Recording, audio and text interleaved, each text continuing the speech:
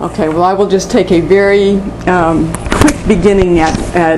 a very complicated question here, which you could write whole dissertations about this question. But I think a genre approach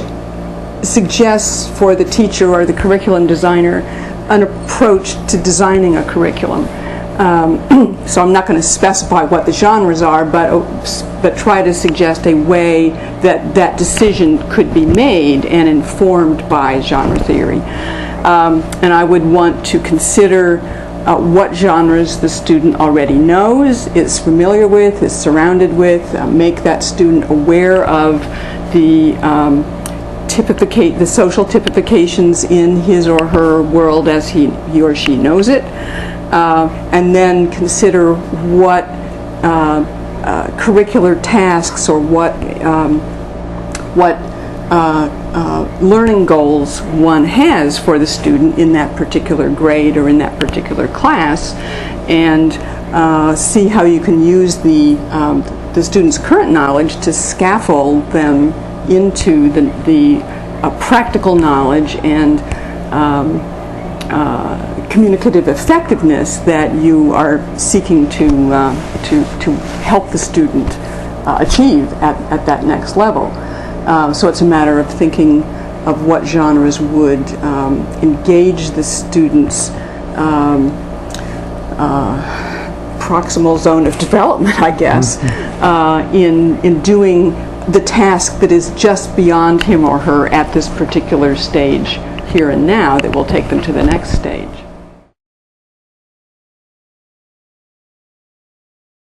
It's an excellent answer, and I would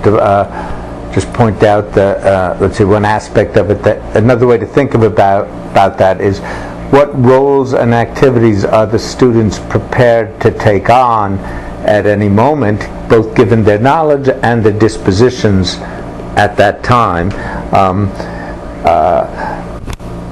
One direction would be to take that further and make them more skilled in those directions, but another is also if they have desires to go somewhere else, or you as adults have desires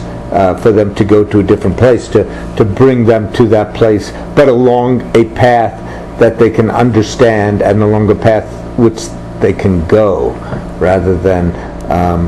teaching things that are distant and foreign in terms of genre with some hope that maybe they'll understand it. Now, at the same time, if you have people acting a part, they will come to fulfill, under the right conditions, come to fulfill the part. But it still has to be a part that potentially can make sense to them and can fit into the meaning and values of their life. So sometimes you can introduce things that are a little bit distant in perhaps a play way, but then does bring the student to a new place which is meaningful. Again, the zone of proximal development is a very important way of thinking about this, both in terms of whether this is something imaginable for the students, it's proximal enough, and also in terms of what kind of scaffolding is needed to help the student get there, and what kind of collaboration with the more skilled user, the teacher, in order to help the student imagine themselves into this new place. And this is why this kind of teaching is ultimately, it asks the student to be creative, imaginative, empathetic. It should not be rote by any means, but it should engage the student's active, as he said, active imagination in being a somewhat different kind of person in engaging in that different action. It also asks the teacher to be empathetic, imaginative, engaged with the student, and eliciting from the student and then working with that. And this is true. I've taught first grade and third grade as well as graduate and postgraduate students. And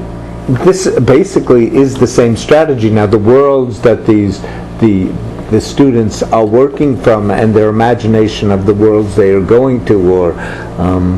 or just want to live that day